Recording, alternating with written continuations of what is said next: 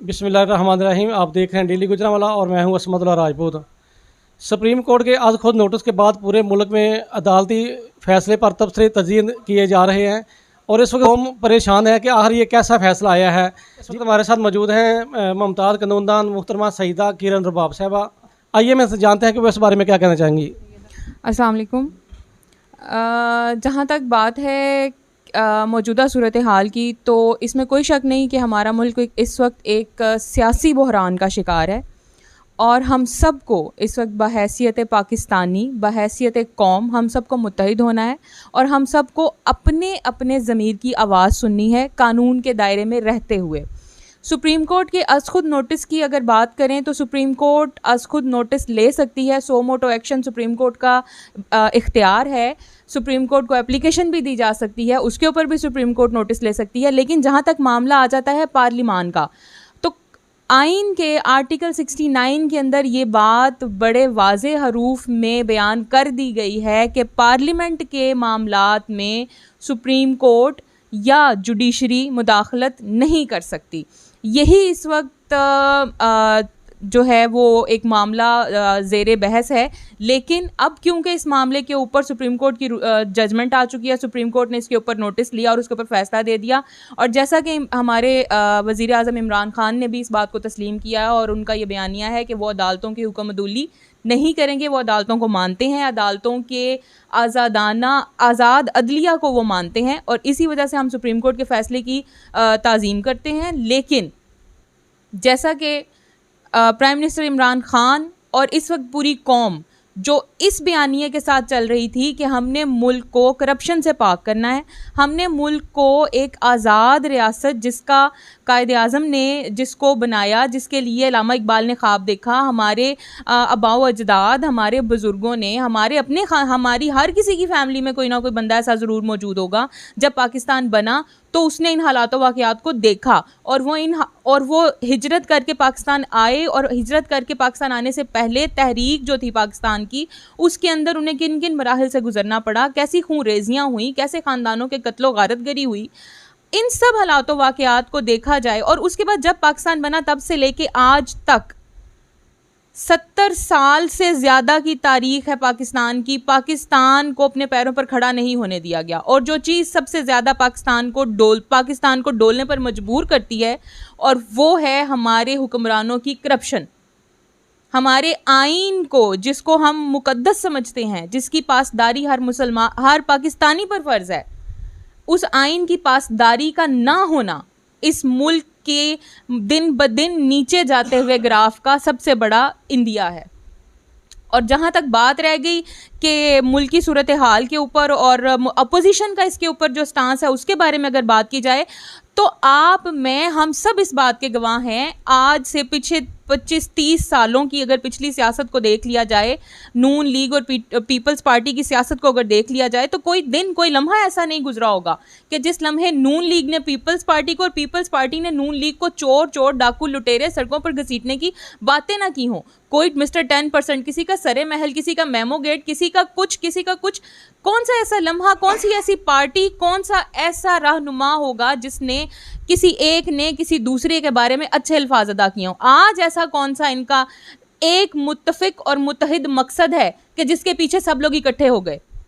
क्या आप और मैं ये इमेजिन कर सकते हैं कि एक ऐसा वजीर जो कश्मीर कमेटी का चेयरपर्सन रहा हो, जिसने मसला कश्मीर के ऊपर इतने सालों तक चेयरपर्सन रहा है, वो इस्लामाबाद में अपनी रेजिडेंस इंजॉय करता रहा है, वो अपने कोठियां, बंगले, गाड़ियां, सरकारी प्रोटोकॉल एंजॉय करता रहा है, जिस मकसद के लिए उसे कश्मीर कमेटी का चेयरपर्सन बनाया गया, उस मकसद के लिए उसने क्या किया?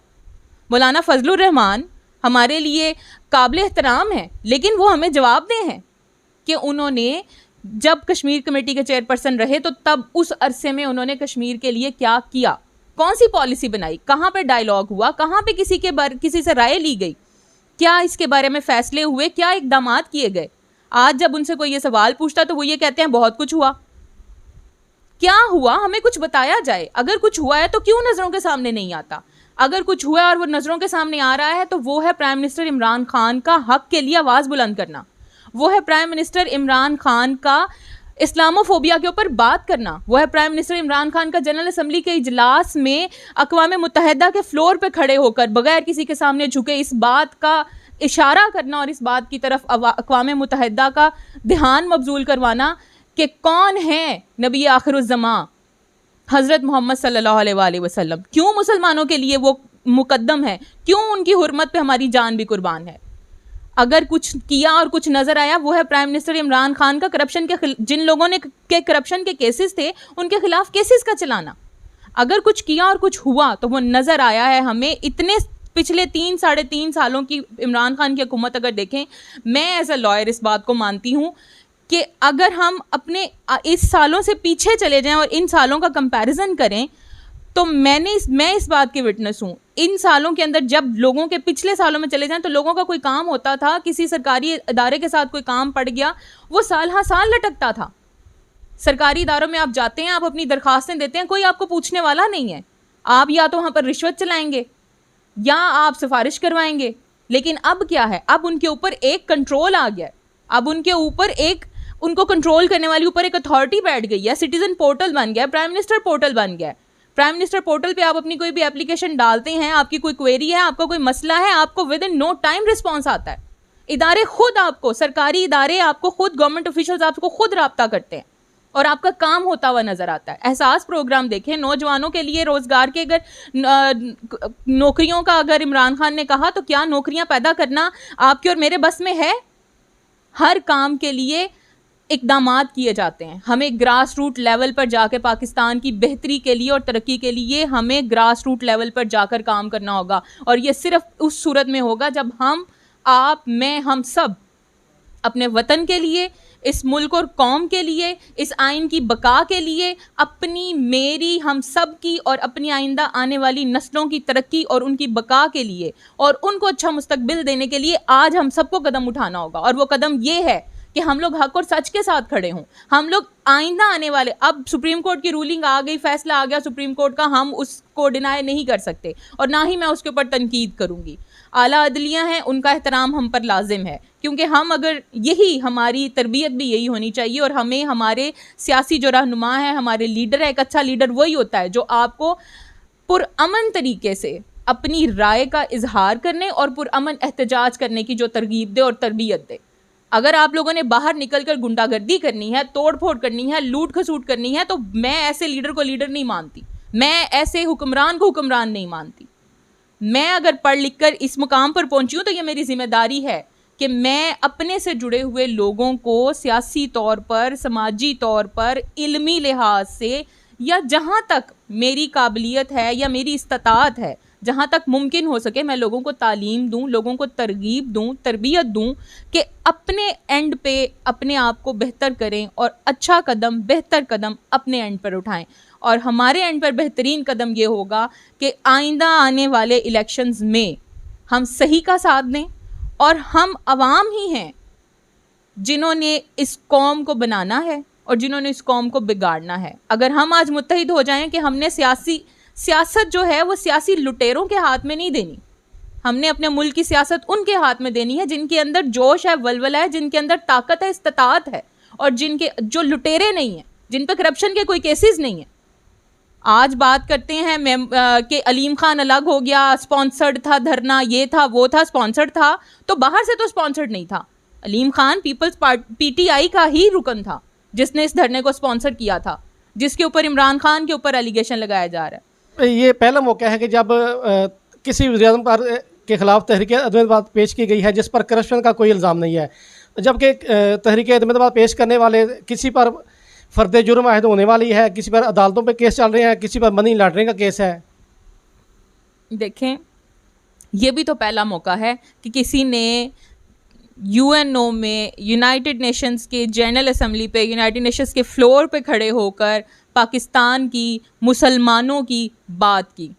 ये भी तो पहला मौका है जिसने अमेरिका को एब्सोल्युटली नॉट कहा। क्या ऐसा कभी पहले हुआ?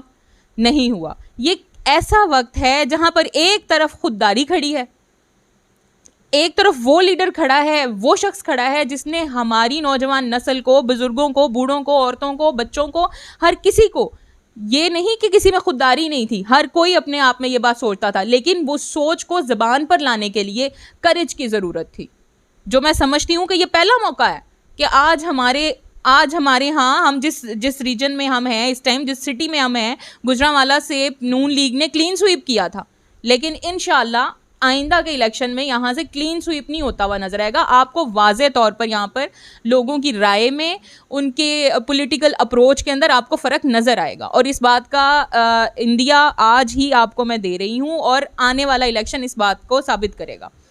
अच्छा, एक और बड़ा अहम सवाल ये है कि सुप्रीम कोर्ट ने अपने फैसले में डिप्टी स्पीकर की रूलिंग तो मुस्तरद कर दिया है, लेकिन जिस बुनियाद पर रूलिंग डिप्टी स्पीकर साहब ने दी थी उसका जिक्र नहीं किया गया, उस गैर मुल्की मुदाखलत का जिक्र नहीं किया गया।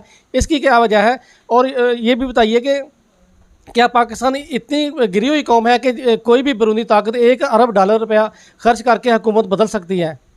सबसे पहली बात तो ये कि $1 अरब ये जो तमाम सियासी जमातें हैं, हमारी पीपल्स पार्टी, पाकिस्तान मुस्लिम लीग नून, JUI, FE हो गई, या इसके अलावा MQM है, या जितनी भी अपोजिशन की इत्तेहादी जमातें हैं, $1 करोड़ इकट्ठा करना कोई इतनी बड़ी बात नहीं है। असल में यहाँ पर मसला इस वक्त मुल्क की सलामती का है। $1 करोड़ तो हो सकता है ये जमातें आपस में ही कोई चंदा इकट्ठा कर लें या कुछ भी कर लें। जैसे शहबाज शरीफ ने कहा, beggars can't be choosers, if you are beggars you can beg money from anyone. इसमें तो कोई ऐसा मसला ही नहीं है इन लोगों के लिए, जो एक नेशनल टीवी पे आके पूरी दुनिया जिसको मुल्क को जिस प्रोग्राम को देख रही है, सुन रही है, ऐसे सियासी इतने कशीदा सियासी हालात में आपको एक एक लफ्ज़ की अदायगी करनी पड़ेगी, एक एक लफ्ज़ का हिसाब देना पड़ेगा। ये लफ्ज़ कोई छोटा लफ्ज़ नहीं है कि बेगर्स कांट बी चूजर्स। तो जहाँ तक बात यह है कि बैरूनी मुदाखलत, तो बैरूनी मुदाखलत कब नहीं हुई पाकिस्तान में? इमरान खान की गलती ये है कि उसने बैरूनी मुदाखलत को सबके ऊपर जो है उसका पर्दाफाश किया। इमरान खान की या मौजूदा हुकूमत की, या मौजूदा हुकूमत के जो भी इस टाइम हमारे ओहदेदार हैं, उनकी गलती ये है कि उन्होंने बैरूनी मुदाखलत के आगे सामने आंखें दिखाई, उनके सामने सीना तान के खड़े हो गए कि आप हमारे मुल्क की मामलात में मुदाखलत नहीं कर सकते, आपके कहने पर हम कठपुतलियाँ नहीं है नाचे। देखें, ये तारीख़ में कि इस बात को भूला नहीं जाएगा। और जहाँ तक बात है कि इसके ऊपर बात कोई नहीं हुई सुप्रीम कोर्ट में, तो आला अदलिया ने अगर कोई फ़ैसला दिया है, यकीनन जो फ़ैसला दिया है मैं उसका एहतराम करती हूँ, लेकिन ये मामला सुप्रीम कोर्ट के सामने पेश किया जाना चाहिए था, उस डॉक्यूमेंट को सुप्रीम कोर्ट के सामने पेश किया जाना चाहिए था। साइफर को coded, uncoded, in whatever situation it could be produced, it must have to be produced. ये पेश नहीं किया गया। इसके नुकसानात तो मैं नहीं समझती कि कोई हों, लेकिन इसका हमें कुछ फ़ायदा भी हो सकता था। ऑन द अदर हैंड देखा जाए तो एक शरीफ डॉक्ट्राइन भी है जिसका इम्प्लीमेंटेशन होता हुआ हमें कल परसों की अदालतों के फ़ैसलों में नज़र आया। जहाँ तक बात है नेशनल सिक्योरिटी काउंसिल के इजलास की, नेशनल सिक्योरिटी काउंसिल का इजलास हुआ, जिसका इजलास होना और नेशनल सिक्योरिटी काउंसिल का एक जगह पर इकट्ठे होना किसी मामले के ऊपर किसी भी मामले की संगीनी को जाहिर करता है। नेशनल सिक्योरिटी काउंसिल का इजलास बिला वजह या किसी छोटे से मामले पर नहीं बैठ सकता, किसी जाली फौज डॉक्यूमेंट के ऊपर नहीं बैठ सकता। It is proved that there must be something, हमें इस बात को मानना पड़ेगा। और जब से रशिया के अंदर रशिया ने यूक्रेन पे अटैक किया है, तब से आप हिस्ट्री निकाल के देख लें, या तब से आप पूरे मुल्क की दुनियावी मामलात जो हैं, पूरे ख़ित्ते के मामलात जो हैं, उनको आप उठाकर देख लें। अमेरिका ने हर उस मुल्क के साथ, हर उस मुल्क को किसी ना किसी तरीके से उन पर सैंक्शंस लगाई हैं, हर उस स्टेट पर सैंक्शंस लगाई हैं जिन्होंने रशिया को सपोर्ट किया है, या जो रशिया के वार वाले मामले में अमेरिका के साथ नहीं खड़े हुए। यहाँ पर भी यही मामला हुआ है कि हम अमेरिका के साथ नहीं खड़े हुए, और उसने देखा कि इमरान खान रशिया गया है, और ये इमरान खान का सिर्फ रशिया जाना ही कोई ऐसी बात नहीं बना कि जिसकी वजह से ये सारे मामलात राइज हुए हैं, और बहुत सारे मामलात हैं। क्यों ये हमारी जो पॉलिटिकल पार्टीज़ हैं, क्यों ये ओहदे पर बैठना चाहती हैं? क्यों ऐसा मुमकिन नहीं है? सड़कें बनाते हैं, अस्पताल बनाते हैं, हर चीज़ बनाते हैं, क्यों ऐसा मुमकिन नहीं है कि जब ये लोग ओहदे पर ना रहें तो ये पाकिस्तान में ही रहें? दो ही तरीके हैं, या ओहदे में रहना है, या हुकूमत में रहना है, या मुल्क से बाहर रहना है। क्यों नहीं आप मुल्क के अंदर रह सकते? बहुत सारे मामलात हैं जिनको देखना पड़ेगा, इसके अंदर कौन कौन इन्वॉल्व है, इसके अंदर क्या मामलात हैं, कहाँ से अराइज होते हैं, कहाँ पे जाके ये ख़त्म होंगे, हर चीज़ का हिसाब देना होगा। और तारीख़ इस बात की गवाह है, आज आप, मैं, हम सब इस बात के गवाह हैं। और हम सब पे ये फ़र्ज़ है हम सब का कि हम इस मामले को देखें, इस पर गौर व फिक्र करें, अपनी राय कायम करें और अपनी राय को मुल्क के मुस्तकबिल की बेहतरी के लिए इस्तेमाल करें। अच्छा, वज़ीर आज़म साहब ने रात को कॉल दिया कि कौम अमेरिकी मुदाखलत पर बाहर निकले, एहतजाज करे, तो क्या आप समझते हैं कि कौम बाहर निकलेगी वज़ीर आज़म साहब की अपील पर? वज़ीर आज़म साहब ने अपील की है एहतजाज की, पुरअमन एहतजाज की। मैं समझती हूँ कि जो भी साहिब फ़हम और साहिब शऊर अफराद हैं हमारे माशरे के, और ऐसे अफराद, मैं ये नहीं कहती कि जो लोग इस एहतजाज में शामिल नहीं होते वो बाशऊर नहीं है। यकीनन हर इंसान की एक सोचने समझने की एक फ़िक्री सलाहियत होती है, कुछ को मौका मिल जाता है कुछ अपने ख़यालात का इजहार करने का, और कुछ को मौका नहीं मिल पाता। जो भी साहिब ज़मीर शख्स होगा वो इस अपील पर ज़रूर लब्बैक कहेगा। और मैं समझती हूँ कि हम सबको निकलना चाहिए, पुरअमन एहतजाज करना चाहिए, हमारा एहतजाज रिकॉर्ड होना चाहिए तारीख़ के पन्नों में, जहाँ पर ये धरने, रैलियाँ, जहाँ पर इजलास, जहाँ पर हर चीज़ तारीख़ के पन्नों पर लिखी जाती है, वहाँ पर ये पुरअमन एहतजाज भी तारीख़ के पन्नों पर दर्ज होना चाहिए।